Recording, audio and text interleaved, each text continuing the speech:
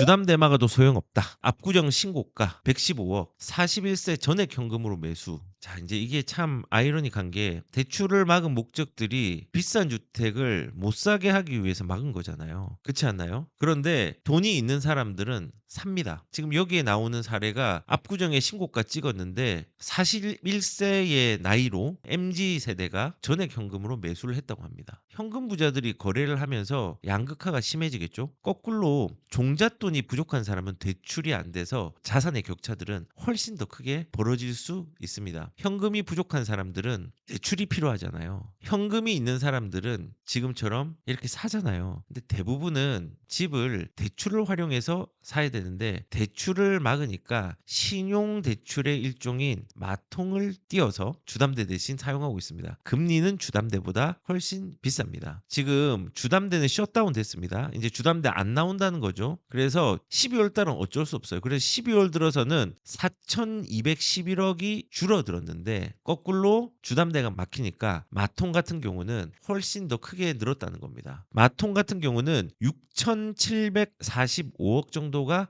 늘은 겁니다. 증가 속도는 11월에 3배라고 합니다. 마통의 증가 속도는 11월에 3배이고 그리고 주담대는 줄어들고 결국은 주담대를 못한 사람이 전부 마통을 쓴 건 아니겠지만은 그래도 여기로 스며들었을 거 아니에요. 사람들이 힘들어합니다. 돈이 부족한 사람들이 훨씬 더 힘들어합니다. 그리고 비명 지를 힘도 없다. 주담대 금리 또 오르자 할 말을 잃은 영끌족. 아니 금리는 동결이 되었는데 왜 지금 주담대 금리는 오르는 거야? 이거 잘 아셔야 돼요. 우리가 국제적으로는 연준의 기준금리랑 연결이 되어 있잖아요. 한국은행이. 거기에 격차를 너무 늘리거나 금리 차가 많이 나면은 무역에 문제가 생기는 경우들이 생기잖아요. 근데 지금 현재 우리나라는 금리 인하에 대한 가능성이 조금 낮은데 동결은 계속되었는데 주담대의 금리가 왜 오를까? 이게 아셔야 되는 게 기준금리가 정해졌잖아요. 그럼 플러스 뭐가 들어가냐? 시장금리, 코픽스라든지 은행채 등이 들어가는 시장금리가 가산이 됩니다. 그리고 은행의 자체 마진 플러스 뭐 국채에 관련된 부분, 국고채에 관련된 금리가 더해지는데 이게 이제 가산금리입니다. 그래서 이게 세 개가 합쳐지니까 기준금리는 그대로인데 코픽스라든지 가산금리가 올라가 버린 겁니다. 그러면은 이런 기준금리 외의 금리가 왜 올라갔냐? 은행채를 발행하거나 돈을 찍어내거나 국고채를 발행을 해서 국고채에 대한 금리가 상승이 되었을 때 대출금리도 같이 올라갑니다. 그 말은 뭐냐면은 국가에서 돈을 열심히 찍어가지고 뿌려주면요. 실질적으로 금리가 올라갑니다. 그래서 지금 여기서 비명 지를 힘도 없다. 주담대 금리 또 오르자 할 말일은 영끌족이라고 얘기를 했는데 코픽스들이 굉장히 많이 올라갔죠. 이게 국가 부채랑 또 관련이 있습니다. 은행채랑도 관련이 있고. 그래서 이제 금리 인하가 급격하게 지금 내려가지는 못할 겁니다. 급격하게 올라가지도 못할 겁니다. 그런데 우리가 지금 이런 상황에서 금리가 또 이렇게 아직까지 급격하게 내려가지 않고 대출도 안 되는데 어떻게 할까? 2026년도도 이 대출에 대한 부분들은 조금은 계속 막을 수 있는 기조들은 있다고 생각합니다. 다만 끝까지 막지 못합니다. 지금은 연말이라서 더 심하게 총량을 규제하기 위해서 막았습니다. 셧다운을 했기 때문에 그렇습니다. 그런데 내년에 2월 달에 되면은 1월에 영업 계획을 세우고 2월에 영업이 재개가 될 때 그때의 시기적인 부분들을 잘 활용해서 이 포비아들을 잘 벗어났으면 좋겠습니다. 연말까지 끌고 가면 또 포비아가 옵니다. 그렇기 때문에 그 이전에 상반기에 부동산에 대해서 접근할 수 있는 사람은 접근을 하시는 것도 좋다고 생각합니다. 집값 불안의 포비아들이 이제는 오고 있습니다. 집값 불안에 대한 포비아들이 서울 아파트 이렇게 올라도 되나요? 8개월새 9억 뛴 곳은 어디? 제가 아까 얘기했던 곳입니다. 아시아 선수촌. 지금 예전에 그 4월 달에 거래가 47억이 됐는데 이게 56억 6천에 거래가 된 거예요.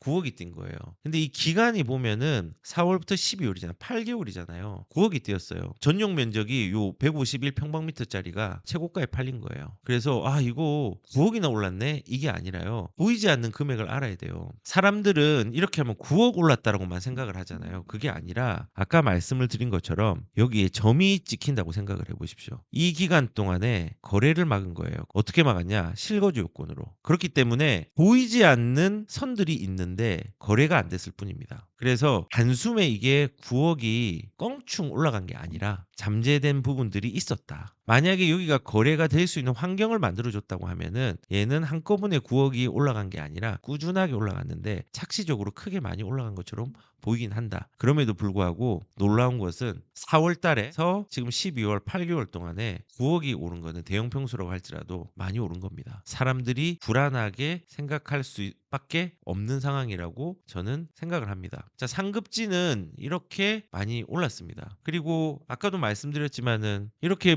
상급지가 오르고 하니까는 너무 무섭잖아요. 제 동창회 친구가 얼마 전에 제 동창회 갔을 때 가격들이 너무 많이 뛰어서 못 사겠다라고 하는 거예요. 결혼하고 난 다음에 처음에도 못 샀고 지금도 못 사고 앞으로도 못 사겠다라고 얘기를 합니다. 근데 그 옆에 있는 또 다른 1위는요. 저한테 상담을 오겠다는 거예요. 왜 상담을 오냐니까 집을 사겠답니다. 지금이라도 사야 되겠답니다.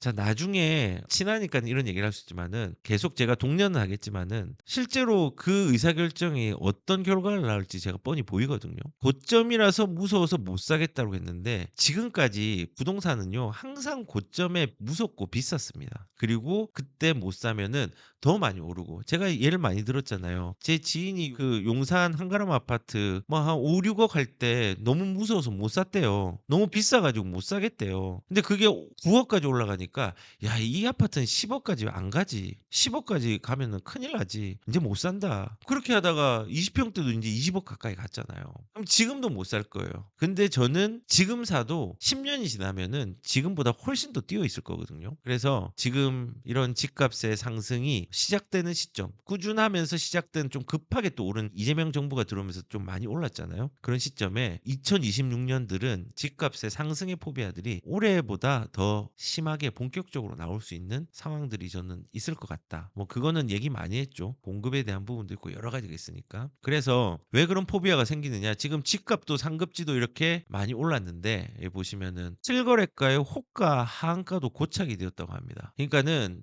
강남 같은 경우는 이제 개포 대치 학군주 위주로 매물값이 뛰었고요. 서초구 같은 경우는 반포 잠원 중심으로 뛰었습니다. 송파는 잠실의 속도도 조금 둔화되었지만은 대신 신천이라든지 가락동 위주로 가격들이 좀 많이 움직였습니다. 용산 같은 경우는 동부 이촌동과 서부 이촌동, 상업 지역이 많은 문배동 위주로 좀 움직였고, 그다음에 성동구 같은 경우는 옥수, 응봉 위주로 지금 이번 주는 좀 많이 움직였습니다. 동작은 사당, 상도동, 역세권 중심으로 움직였고, 영등포 같은 경우는 신길 여의도 중소형단지 중심으로 움직였습니다. 중구 같은 거는 신당, 중림동, 대단지 중심으로 움직였고, 동대문은 답심리랑 용두동, 마포구는 성산, 상암, 재건축 추진단지 중심으로 가격들이 움직였습니다. 그리고 이런 움직임이 있은 뒤에 가격이 거래 관계가 딱 되잖아요. 그러면 그 가격이 호가의 하단이 됩니다. 지금 한강벨트라든지 동대문 정도까지만 가더라도 한번 볼까요? 동대문의 청량리역 뭐 유명한 아파트 볼게요. 크레시티 한번 볼까요? 보시면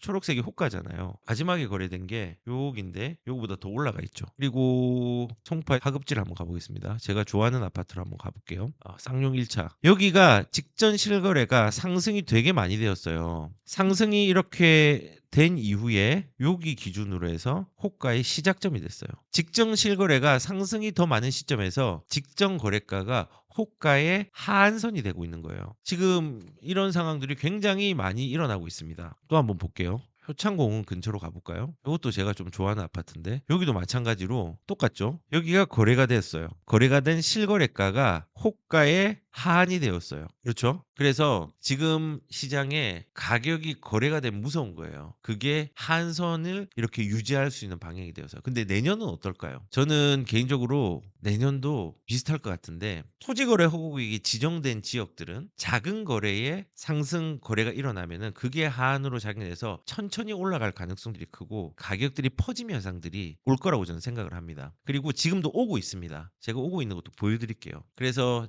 지금 보시면은 방금 말한 것처럼 가격도 많이 올랐고 실거래가가 호가의 하한선으로 고착화되고 지금 이 상황들이 일어나고 있는 겁니다. 자, 그러니까 또 어떤 포비아가 있을까? 사람들이 이제 아파트에 많이 살았잖아요. 특히 이제 MZ 세대들 같은 경우는 뭐 저 때만 하더라도 빌라 사는 사람, 다세대 사는 사람, 다가구 사는 사람 많았는데 지금 아파트 사는 사람 많죠. 지금 아파트 선호가 많이 일어나고 있는데 빌라 포비아, 전세 사기 이슈를 전 정부에서 좀 많이 만들었습니다. 너무 죄송하게, 안타깝게. 원희룡 장관이 좀 이거에 대한 일조를 좀 했다고 저는 생각을 하는데 이슈를 너무 크게 만들었습니다. 빌라 포비아가 일어났습니다. 그리고 그것 때문에 아파트의 쏠림이 역대 최고가 되었다. MG가 아파트의 큰손이었다. 어느 정도 큰손이었나? 10채 중에서 7채에서 8채가 아파트였고 그중에서 MG가 아파트에서 되게 많이 거래를 했다라고 이제 얘기를 하고 있습니다. 그래서 그러면 MG가 아파트의 큰손인데 MG가 집을 또 어떻게 샀느냐? 너무 안타까운 건요. 작년에 38,000명 퇴직연금 깨서 집을 샀었다. 3040의 노후 자금을 연끌을 하고 있다. 노후 자금을 연끌하고 너무 안타깝지 않나요? MG라고 하면은 M세대, 밀레니엄 세대가 1980년대세부터 1990년 중반생까지 M세대고 Z세대가 1990년 중반부터 2000년대 초중반까지가 MG잖아요. MG가 20대부터 40대까지 다 있어요. 20-30년 차이가 나는 간격이 있단 말이에요. 근데 이 사람들이 집을 사고 자산을 불려야 되는 되게 중요한 시점에 있습니다. 그런데 집을 못 사게 합니다. 대출이 안 되니 건드리기 어려운 돈을 계속 건드리고 있습니다. 그게 어떤 돈이냐? 노후자금, 퇴직연금. 대출 규제의 1조 8,400억의 중도인출 역대 최대 38,000명이 퇴직연금을 깼습니다. 안타깝죠? 자금을 위해서. 대출이 되었으면은 노후자금, 퇴직연금을 깼을까요? 안 깰 가능성이 크겠죠. 물론 이걸 이용한 사람도 있겠지만 상대적으로 작았겠죠. 이렇게 이용하는 사람들이. 그래서 지금 MZ 세대들도 지금 아니면 집을 살 수 없다라는 것들을 인지하고 있는데 어떤 공포냐? 지금 아니면 살 수 없다는 포비아가 지금 있는 겁니다. 내년에는 더 심해질 걸로 생각이 됩니다. 상황이 더 안 좋아지니까. 지금보다 좋아질 상황이 없으니까. 그래서 이런 포비아들이 내년에도 지속될 가능성들이 굉장히 큽니다. 근데 집은요, 저는 좀 그런 걸 좀 별로 안 좋아하는데 지금이 마지막 기회다. 이거 아니거든요. 2021년도도 마지막 기회라고 했어요. 2020년도도 마지막 기회라고 했어요. 아니었거든요. 마지막 기회가 아니라 우리가 언제든지 집을 살 수 있습니다. 물론 좀 상황이나 전략들이나 재정적인 부분에서의 어떤 방향성들은 달라지겠지만은 마지막은 아닙니다. 그렇기 때문에 공포에 휩쓸려서 투자를 하는 게 아니라 공포를 이해하고 활용해서 집을 살 수 있는 방향을 잘 잡았으면 좋겠다라는 생각이 듭니다.